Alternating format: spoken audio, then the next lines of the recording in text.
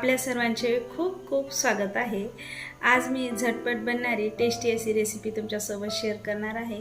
चला तर मग रेसिपीला सुरुवात करूया। सुरुवातीला आपण चपाती बनवण्यासाठी कणिक मळून घेऊया। येथे मी 1 वाटी गव्हाचं पीठ घेतलं आहे, त्यामध्ये थोडं मीठ घालून घेत आहे।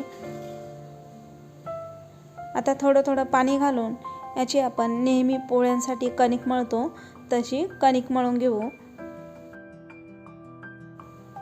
बघू शकता येथे मी कणिक मळून घेतली आहे। वाटीमध्ये 2 चमचे गव्हाचं पीठ घेतलं आहे। आता यामध्ये मी थोडं मीठ घालून घेत आहे आणि थोडं पाणी घालून याचे बॅटर तयार करून घेऊ।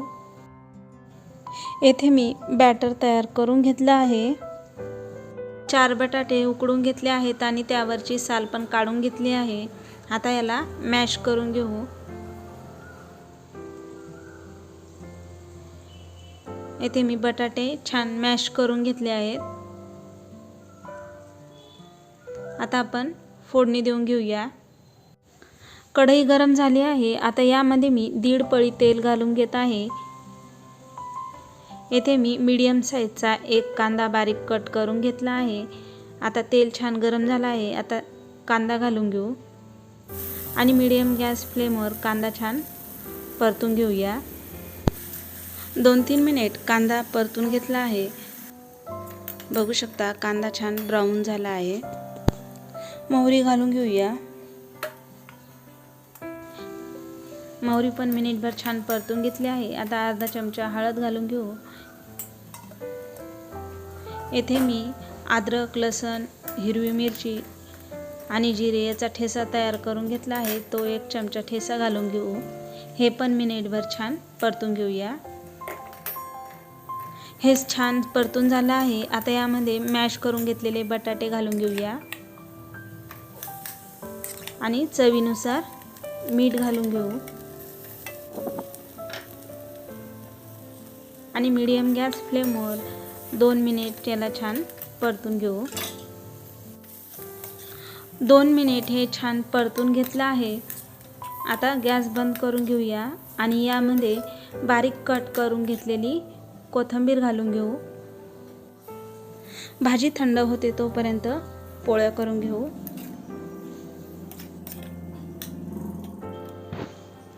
येथे मी पातळ पोळी लाटून घेणार आहे।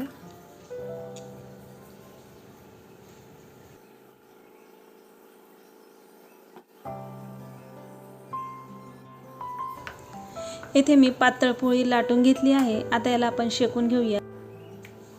मीडियम गॅस फ्लेमवर पोळी आपण शेकून घेऊया। पोळीला इथे मी दोन्ही साइडनं थोडं तेल लावून घेतलं आहे। पोळी छान शेकून झाली आहे। आता काढून घेऊ। येथे आपण गोल आणि चौकोनी अशा 2 प्रकारच्या पोळ्या बनवणार आहोत।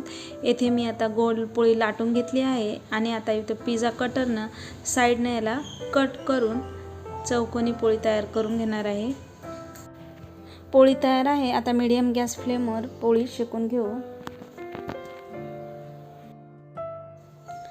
मीडियम गॅस फ्लेमवर पोळी शेकून घेत आहे आणि दोन्ही बाजूला पोळीला तेल लावून छान शेकून घेतली आहे। बघू शकता पोळी दोन्ही बाजूने छान शेकून झाली आहे।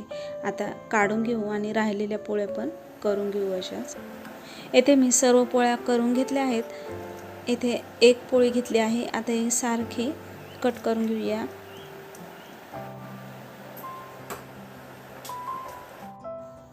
पोळी कट करून घेतली आहे। आता दुसरी पोळी पण अशीच कट करून घेऊ।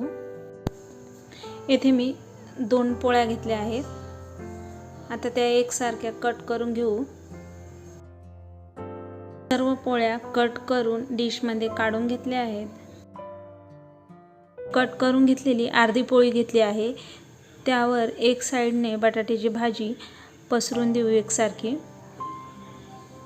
आणि कढीने तयार करून घेतलेले गव्हाच्या पिठाचे बॅटर हे साइडनं थोडं लावून घेऊया आणि पोळीला फोल्ड करून याला सर्व बाजूंनी पॅक करून घेऊ।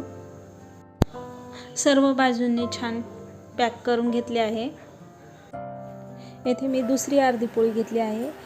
आता एका साईडला आपण बटाट्याची भाजी घालून घेऊ आणि सर्व बाजूनी येथे एकसारखी पसरून घेऊया.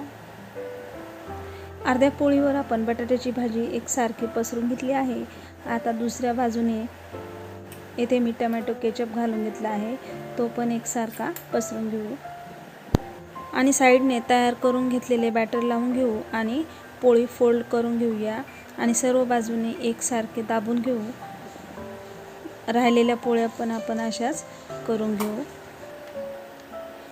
येथे मी एका पोळीमध्ये बटाट्याची भाजी घालून सर्व साईडनं बॅटर लावून छान पॅक करून घेतलं आहे आणि दुसऱ्या चौकोनी पोळ्या कट केलेल्या आहेत, त्यामध्ये अर्ध्या साईडमध्ये बटाट्याची भाजी आणि सॉस लावून पॅक करून घेतलं आहे. आता हे सर्व आपण क्रिस्पी होईपर्यंत शेकून घेऊ. येथे मी तवा गरम करण्यासाठी ठेवलेला आहे.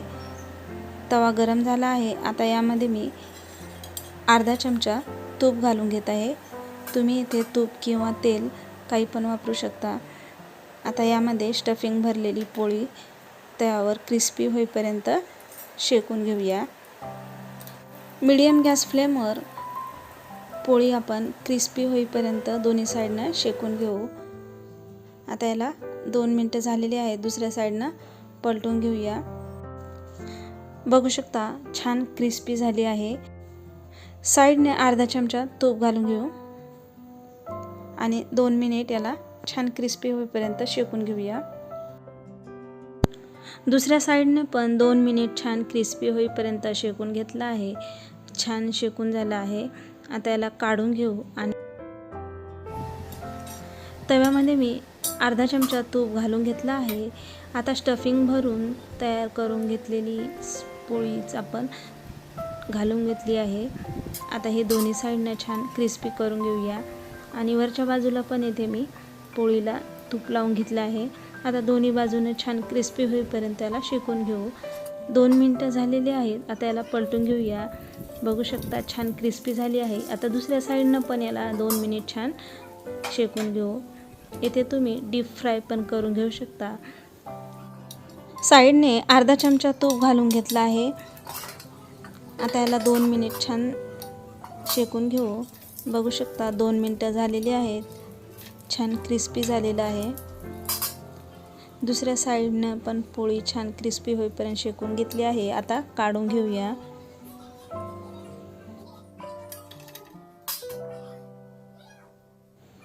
पोळी आणि आलूपासून झटपट आणि टेस्टी असा नाश्ता आपला बनून तयार आहे. छान क्रिस्पी झाला आहे. बघू शकता पोळी आणि आलूपासून झटपट बनवलेला चटपटीत आणि क्रिस्पी असा नाश्ता आपला तयार आहे. खूप छान झाला आहे. तुम्ही एकदा नक्की ट्राय करा. आजची रेसिपी तुम्हाला कशी वाटली कमेंट करून नक्की सांगा. आवडल्यास लाईक करा आणि चॅनलवर नवीन असाल तर सबस्क्राईब करायला विसरू नका. पुन्हा भेटूया अशाच छानशा रेसिपीसोबत.